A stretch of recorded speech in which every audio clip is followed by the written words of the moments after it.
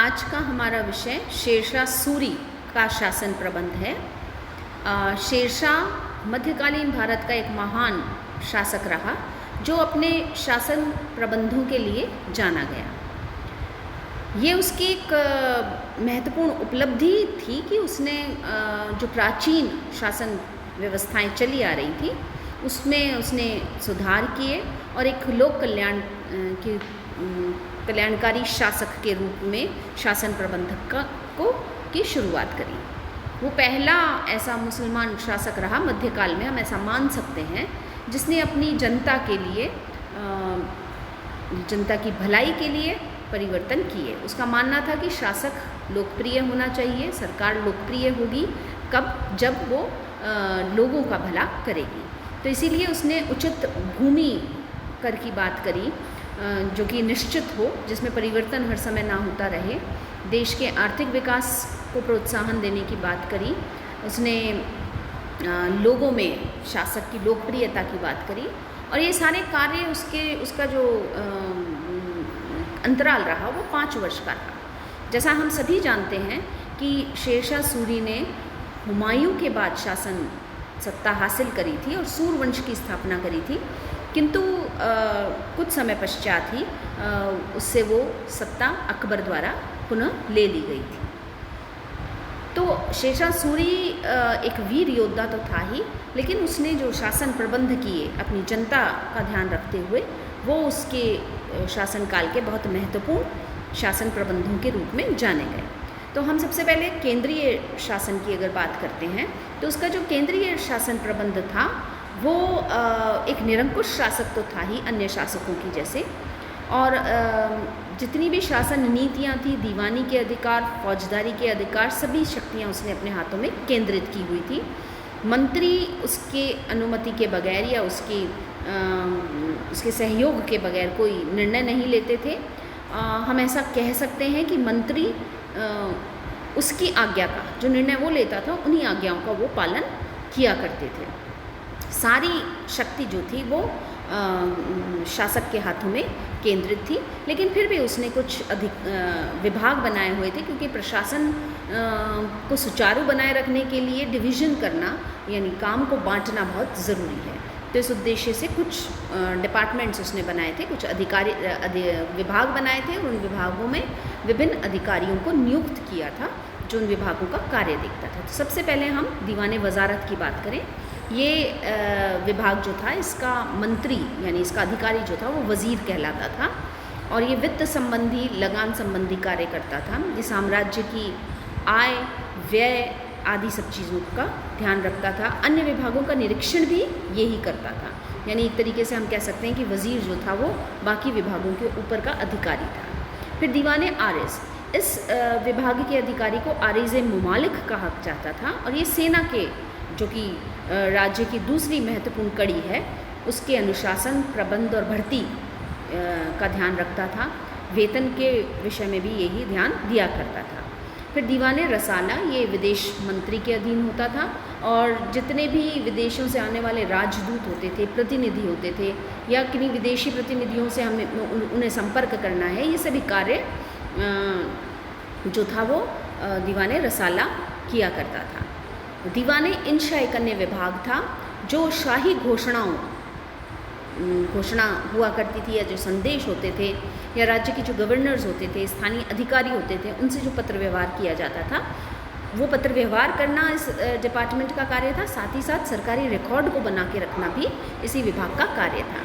फिर दीवाने कज़ा यानी न्याय जो एक और स्तंभ है, तो दीवाने कज़ा का मुख्य अधिकारी मुख्य काजी था जो जितने भी अभियोग हुआ करते थे, जो भी महत्वपूर्ण मुकदमे हुआ करते थे, उनका निर्णय देता था। हालांकि ये बात हमें यहाँ जाननी होगी, समझनी होगी कि सबसे प्रमुख अधिकारी जो था न्याय का भी शासक स्वयं था।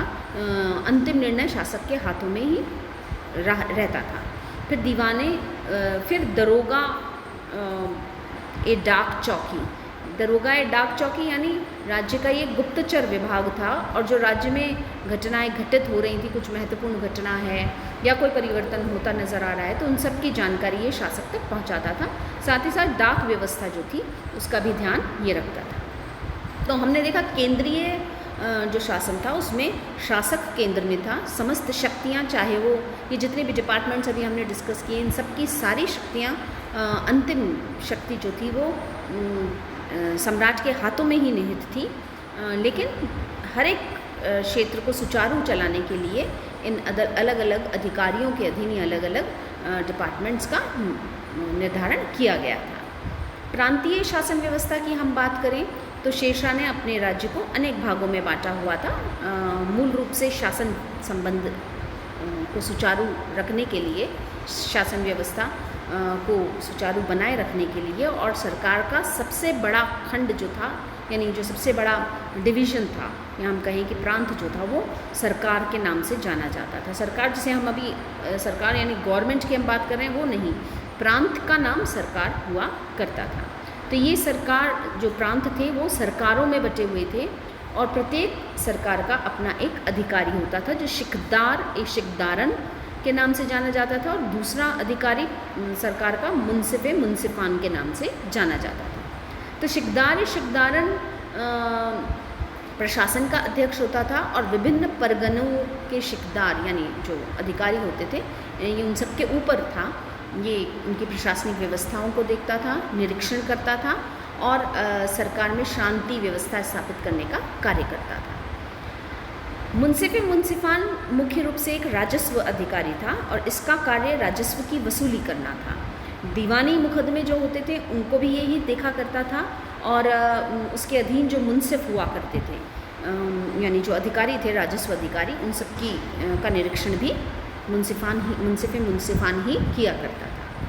फिर सरकार जो थे वो परगनों में विभाजित थे, तो प्रत्येक सरकार के कई परगने थे, और शेरशाह ने हर एक परगने में एक शिकदार, एक आमीर, एक फौजदार और 2 कारकुन, ये अधिकारियों के नाम हैं, इनको नियुक्त किया था। शिकदार का कार्य था प्रगति और शांति स्थापित करना अपने परगने में। अमीन का कार्य था दीवानी मुकदमों के फैसले सुनाना, और कानून को लगान संबंधी जानकारी रखता था। शासन की सबसे छोटी इकाई जो थी वो गांव थी, और यहाँ पर सरकार ने, किसी सरकार यानी प्रांत ने कोई भी अधिकारी नियुक्त नहीं किया था, लेकिन गांव के मुकद्दम, पटवार, चौकीदार आदि जो गांव के बुज़ुर्ग लोग हुआ करते थे, उनसे उनमें से ही इन पदों पर लोगों को आसीन किया जाता था, जो कि गांव में शांति और व्यवस्था बनाए रखते थे।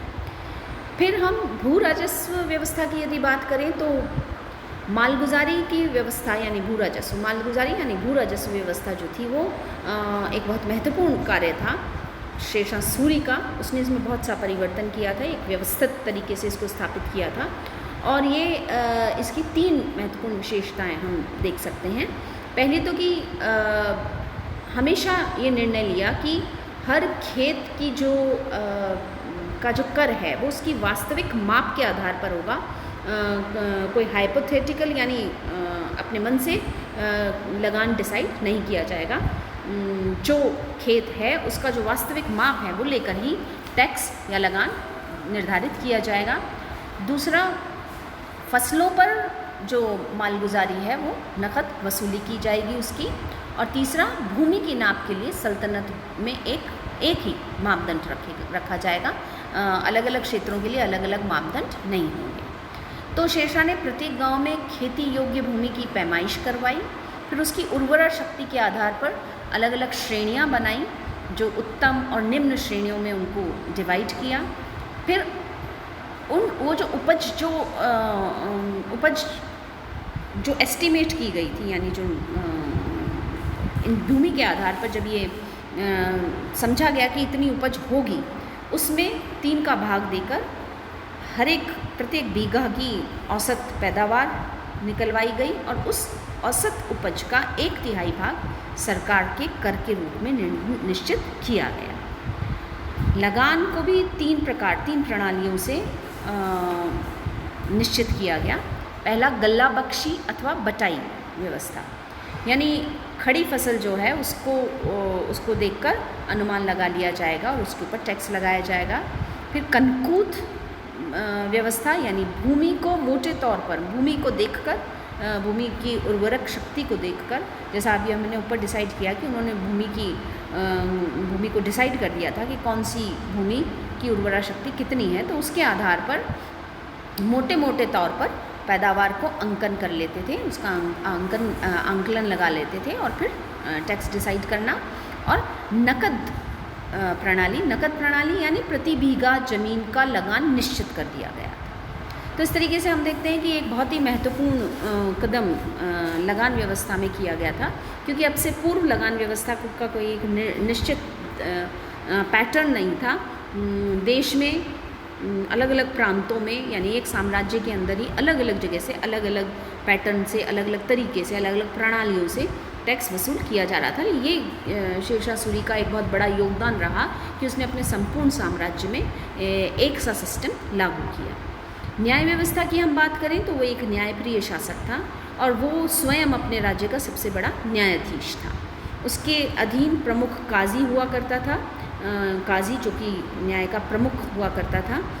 प्रत्येक नगर में काजी होते थे और प्रत्येक सरकार में मुख्य शिकदार जो था वो फौजदारी मामले और मुख्य मुंसिफ जो होता था वो दीवानी मामलों की सुनवाई करता था। परगनों में ये काम अमीन किया करते थे न्याय व्यवस्था को देखने का। अब शेरशाह सूरी का एक और महत्वपूर्ण योगदान जो रहा वो सड़कें और सराय बनाने का था। शेरशाह ने बहुत सी सड़कों का निर्माण किया जिससे यातायात व्यवस्था संचालित हुई, साम्राज्य एक दूसरे की एक भाग से दूसरे भाग के संपर्क में आने लगा। उसने पुरानी जो सड़कें थी उनकी मरम्मत करवाई और 4 महत्वपूर्ण नई सड़कें उसने बनवाई। पहली सड़क पूर्वी बंगाल के सोनार गांव से शुरू हो रही थी, जो आगरा दिल्ली होती हुई लाहौर और फिर पंजाब पहुंच रही थी। दूसरी सड़क आगरा से बुरहानपुर के लिए बनवाई गई थी। तीसरी सड़क आगरा से जोधपुर और चित्तौड़ तक, यानी राजस्थान को भी उससे जोड़ दिया गया था। और चौथी सड़क लाहौर से मुल्तान तक जा रही थी। इन सड़कों के दोनों ओर छायादार वृक्ष लगवाए गए थे, जो फलों के वृक्ष भी थे।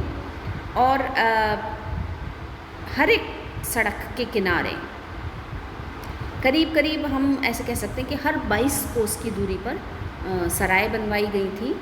और शेरशाह सूरी ने कुल मिला के 1700 सराय अलग अलग सड़कों पे अपने काल में बनवाई, जहाँ हिंदू और मुस्लिम यात्रियों के ठहरने की व्यवस्था थी। यात्रियों को भोजन सामग्री भी दी जा रही थी, वहाँ पका हुआ भोजन भी उन्हें उपलब्ध हो रहा था। उनके मवेशियों के लिए, उनके घोड़ों के लिए, उनके जो जानवर वो साथ लेके चल रहे थे उनके लिए भी अलग से सुविधाएं थी। तो हम देखते हैं कि शेरशाह सूरी ने अपने काल में शासन व्यवस्था बहुत ही सुचारू रूप से व्यवस्थित करी और बाद में आने वाले शासकों ने, मुख्यतः अकबर ने इसके द्वारा जो व्यवस्था लागू करी गई थी उसका अनुसरण किया। ऐसा माना जाता है कि शेरशाह सूरी अकबर का पथ प्रदर्शक बना था।